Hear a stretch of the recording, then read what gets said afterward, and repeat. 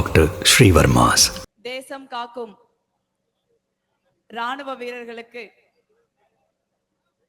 வீர வணக்கம் செலுத்தும் இந்த நிகழ்ச்சிக்கு தலைமையேற்றிருக்கும் தமிழ்நாடு எங்கும் கிராம காங்கிரஸ் கமிட்டிகளை திறம்பட அமைத்து வரும் தமிழ்நாடு காங்கிரஸ் கமிட்டியின் தலைவர் அன்பிற்குரிய அண்ணன் செல்வ பெருந்தகை அவர்களே, ஒரு பாரம்பரியமான அரசியல் குடும்பத்தில் பிறந்து எத்தனை சோதனைகள் வந்தாலும் நேர்மையோடும் உண்மையோடும் அர்ப்பணிப்போடும்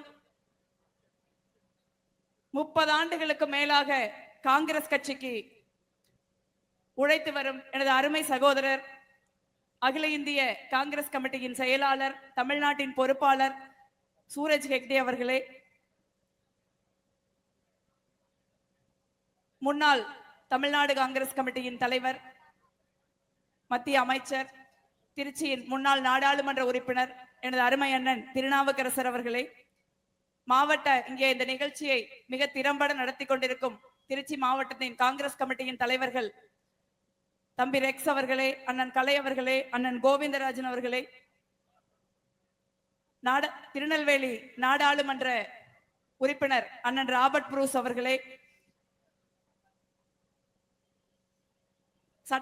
சட்டமன்ற உறுப்பினர்களே, மாநில காங்கிரஸ் கமிட்டியின் நிர்வாகிகளே, மாவட்ட காங்கிரஸ் கமிட்டியின் தலைவர்களே, வட்டார காங்கிரஸ் கமிட்டியின் தலைவர்களே, மற்றும் உள்ள காங்கிரஸ் பேரியக்கத்தின் சகோதர சகோதரிகளே, அனைவருக்கும் எனக்கு முன்பு இங்கே பேசி அமர்ந்திருக்கும் அண்ணன் திருச்சி வேலுசாமி அவர்களே, மற்றும் உள்ள அனைவருக்கும் எனது மாலை வணக்கத்தை தெரிவித்துக் கொள்கிறேன்.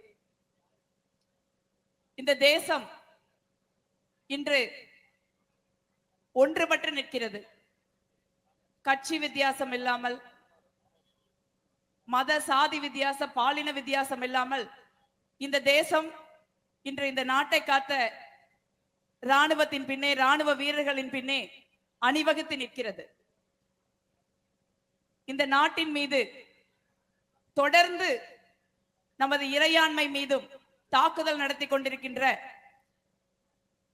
பாகிஸ்தான் அரசாங்கத்தின் முகமூடிகளாக இருக்கின்ற தீவிரவாத இயக்கங்களை அழித்தொழிக்கும் இந்திய அரசாங்கத்தின் பணியில் காங்கிரஸ் கட்சி உறுதியோடு உடன் நின்றது, இன்றும் நிற்கிறது. நான் நாடாளுமன்ற நிலைக்குழுவில், ராணுவத்திற்கான நாடாளுமன்ற நிலைக்குழுவில் இருக்கிறேன். இந்த ராணுவம் எந்த நேரத்திலும், இந்திய ராணுவம் எப்படி தயாரிப்போடு இருக்கிறது, எப்படி தன்னை தியாகம் செய்ய தயாராக இருக்கிறது, எத்தனையோ இடர்பாடுகள் இருந்தாலும் தேசம் ஒன்றையே உயிர் மூச்சாக கொண்டிருக்கிறது என்பதை அடிக்கடி ஆய்வுகளில் பார்க்க நேர்கிற ஒரு வாய்ப்பு கிடைக்கிறது. மீண்டும் ஒருமுறை இந்திய ராணுவம் தனது வீரத்தை, உறுதியை, தனது திறமையை இந்த உலகத்திற்கு நிரூபித்திருக்கிறது. பாகிஸ்தான் எல்லைக்குள்ளே சென்று தீவிரவாத இயக்கங்களை அழித்தொழித்திருக்கிறது. ஒரு இறையாண்மை மிகுந்த தேசம், இறையாண்மை மிகுந்த எந்த தேசமும் தீவிரவாத இயக்கங்களை தனது நாட்டின் எல்லைக்குள் அனுமதிக்காது. அப்படி ஒரு நாடு அதையெல்லாம் மீறி தீவிரவாத இயக்கங்களை தனது நாட்டின் எல்லைக்குள் அனுமதிக்கிறது என்றால் அந்த நாடு ஒரு பலவீனமான நாடு என்று பொருள். அந்த பலவீனமான நாடு தீவிரவாத இயக்கங்களை முகமூடியாக கொண்டு இந்தியாவின் இறையாண்மை மீது தாக்குதல் நடத்தும் என்றால் இந்தியாவிற்கும், இந்திய அரசிற்கும், இந்திய ராணுவத்திற்கும் பாகிஸ்தான் எல்லைக்குள்ளே சென்று தாக்குதல் நடத்துகிற தார்மீக உரிமை இருக்கிறது. அதைத்தான் இந்தியா செய்திருக்கிறது. அதற்காக இந்திய ராணுவத்திற்கு நாம் தலை வணங்குகிறோம்.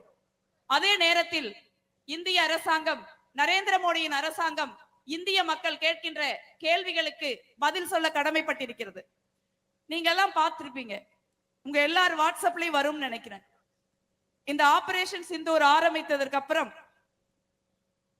இந்திய ராணுவத்திற்கு ஒரு அட்வான்டேஜ் இருக்கிற சூழ்நிலையில சீஸ்ஃபயர், போர் நிறுத்தம் அறிவிக்கப்படுகிறது. போர் நிறுத்தத்தை பொதுவாக யார் அறிவிப்பார்கள்? இந்தியா தாக்குதல் நடத்துகிற பொழுது ஒருவேளை ஸ்ட்ராட்டஜிக்கலாக போர் நிறுத்தம் சரி என்று இந்திய அரசாங்கம் நினைக்கும் என்றால் அந்த போர் நிறுத்தத்தை அறிவிக்க வேண்டிய உரிமையும் கடமையும் இந்தியாவின் மாண்புமிகு பிரதமர் நரேந்திர மோடிக்கே இருக்கிறது.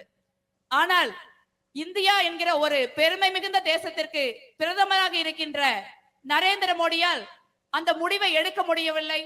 எங்கோ இருக்கிற அமெரிக்காவில் இருந்து அமெரிக்காவின் அதிபர் டிரம்ப் இந்தியாவும் பாகிஸ்தானும் போர் நிறுத்தம் செய்கிறது என்று அறிவிக்கிறார். நமக்கெல்லாம் வெட்கமாக இருக்கிறது. இந்தியா எவ்வளவு பெரிய நாடு. இதுவே இந்திரா காந்தி பிரதமர் என்றால் இந்த ட்ரம்ப் இப்படி அறிவிக்க முடியுமா?